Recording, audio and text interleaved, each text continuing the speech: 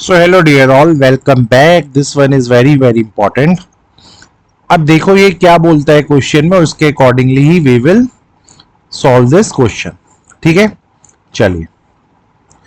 From a point in the interior of an equilateral triangle. So let's say आपके equilateral triangle के interior में कोई एक point है O. ठीक है, इसको मैं O लेट कर लेता हूं. तो वो क्या बोल रहा है, इस O पॉइंट से जब आप लोग परपेंडिकुलर ड्रॉ करेंगे तीनों साइड्स की तरफ, तो ठीक है, एक परपेंडिकुलर लेट से मैंने ये ड्रॉ कर लिया, एक परपेंडिकुलर लेट से मैंने ये ड्रॉ कर लिया, और एक परपेंडिकुलर लेट से मैंने ये ड्रॉ कर दिया. ठीक है, तो उसने क्या बोला, अगर आपने किसी इंटीरियर पॉइंट से तीन परपेंडिकुलर ड्रॉ किए ट्राइंगल्स की तीनों साइड्स में, तो जो लेंथ होगा परपेंडिकुलर का वो 14, 10 और 6 है. ठीक है, तो यानी ये पूरा का पूरा जो वैल्यू है ये उसने 14 सेंटीमीटर बोला है बेटा, इस वैल्यू को उसने 10 सेंटीमीटर बोला है, और कहीं ना कहीं इस वैल्यू को उसने 6 सेंटीमीटर बोला है. ठीक है, तो पहले तो मैं इस ट्राइंगल का नेमिंग कर देता हूं. ट्राइंगल ABC अगर है तो let's say first perpendicular was your OD, then the next one is your OE and the last one is your OF. कोई चैलेंज नहीं है सर यहां तक. ठीक है, तो ये क्वेश्चन ने अभी तक हमें ऐसा ही कुछ बोला है. अब हमें चाहिए एरिया ऑफ दिस ट्राइंगल. तो लॉजिक इज वेरी सिंपल, क्योंकि ये एक इक्विलेटरल ट्राइंगल है. सबसे पहले क्वेश्चन ने आपको यही बोला कि ये तो एक इक्विलेटरल ट्राइंगल है, और इक्विलेटरल ट्राइंगल का जो एरिया होता है वो होता है √3/4 इंटू साइड स्क्वायर. ठीक है, यहां तक कोई चैलेंज नहीं होना चाहिए, ये आपको पता होना चाहिए.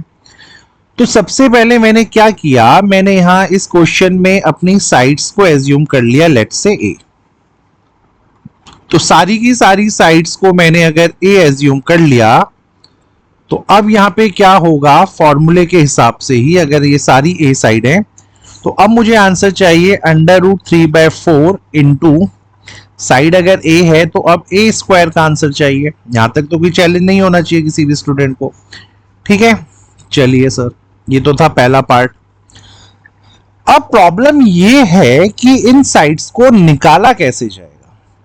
तो अगर आपको याद हो तो हमने क्या किया था, हमने इस ट्राइंगल को आपके 3 ट्राइंगल्स में डिवाइड किया था. Remember, let's say this is your first triangle BOC, then we have your next triangle as AOC and the last one is AOB.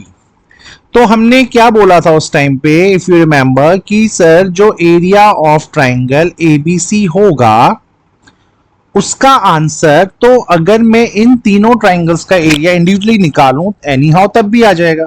बिल्कुल सही बात है. तो आपने क्या किया था, आपने ऐसे ही एरिया ऑफ ट्राइंगल, फिर आपने क्या बोला था, सर चलो BOC को ऐड करवाते हैं सर, ये जो नीचे वाला ट्राइंगल है, फिर इसी में सर हम इस ट्राइंगल के एरिया को भी ऐड करवा देते हैं जो कि AOC है सर, और इसी में सर हम एरिया ऑफ ट्राइंगल AOB को भी ऐड करवा देते हैं. तो तीनों ट्राइंगल का एरिया जब सर हम ऐड करवाएंगे तो वो बड़ा ट्राइंगल जो कि ABC है उसके एरिया के इक्वल आ जाएगा.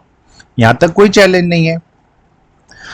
अब एरिया ऑफ दीज 3 ट्राइंगल्स वो कैसे आएगा, वो आएगा आपका हाफ बेस इनटू हाइट से, क्योंकि ये 90 डिग्री वाला हाइट अगर बन चुका है तो डायरेक्टली आप हाफ बेस इनटू हाइट लगा सकते हो. बेस आपके इन सारे क्वेश्चंस में A है, और इस वाली वैल्यू के लिए your height is 14 BOC triangle के लिए, प्लस अगर आप AOC को देखो तो ये भी आपका क्या हो जाएगा, हाफ बेस आपका पूरा A है बेटा, और हाइट यहाँ पे 10 है. ये भी समझ में आ रहा है सर. और the last one is again your half of base, sir हमारा A है और हाइट हमारा 6 बन चुका है, तो ये भी सेंस बन रहा है. जब आप इन्हें डिवाइड करवाएंगे तो ये बनेगा 7A, ये बनेगा 5A और ये बनेगा 3A. Got it. और इन सबको प्लस करके अब आपका आंसर आ गया है 15A. ठीक है, तो इन सारे ट्राइंगल्स का एरिया जो है वो है 15A। ये था पहला चीज। बट सर हमें तो पता है ये जो ट्राइंगल ABC है इसका एरिया तो √3/4 इंटू ए स्क्वायर है। ठीक है, कोई प्रॉब्लम नहीं है। तो √3/4 इंटू ए स्क्वायर अगर हमारा एरिया होना था और अगर हमारा एरिया 15A आ रहा है तो सर इसको कैलकुलेट करते हैं, कोई ट्रबल नहीं है। सर इस ए से इस ए को कैंसिल कीजिए। अब अगर मैं क्रॉस मल्टीप्लाई करवाऊंगा तो ये 4 15 के साथ मल्टीप्लाई होने चला जाएगा, बिल्कुल चला जाएगा सर। और ये जो न्यूमरेटर में है वो यहाँ डिनोमिनेटर में चला जाएगा। ठीक है सर। अब कंडीशन क्या होती है बेटा, डिनोमिनेटर में हम इररेशनल नंबर रखते नहीं, तो आपने इसको फर्दर रैशनलाइज करवाया और ऊपर नीचे √3 से इंटू किया। अब उससे क्या हुआ, ये √3 इंटू √3 बन गया आपका 3 और ये √3 तो ऑलरेडी बाहर है ही, और 15 इंटू 4 इज योर 60। और फिर जब आपने इसको कैंसिल आउट किया तो ये बन गया 20।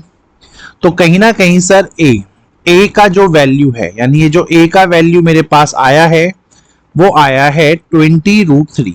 ए का वैल्यू आया है 20√3। ओके, सो अब मेरा एरिया जो मुझे निकालना है वो मेरे लिए बहुत इजी हो गया, क्योंकि अगर आपको स्टार्टिंग में याद हो एरिया तो हमें कहां से मिलने वाला था, इसी फॉर्मूले से। अब बस nothing I will do, I will put my values here. So this is √3/4 into a आपका कितना आया है 20√3, यानी सॉरी इसका स्क्वायर होगा। तो मैं इसको 2 बार लिख लेता हूं ताकि आपके लिए थोड़ा सा इजी रहे। अब आपको पता है दिस इज सर 4 इंटू 5, ठीक है यार, और 5 इंटू 20 इज योर 100, तो ये √3 ऐसे ही है।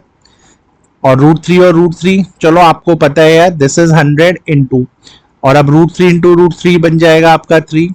So the final answer of this question is 300√3 centimetre square. ठीक है, तो यहां पे आपका कैलकुलेशन होता है एकदम डन, और यही आपको इस क्वेश्चन में फाइंड करना था।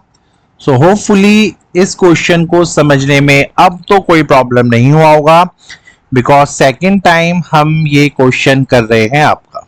ठीक है, चलो थैंक यू यार।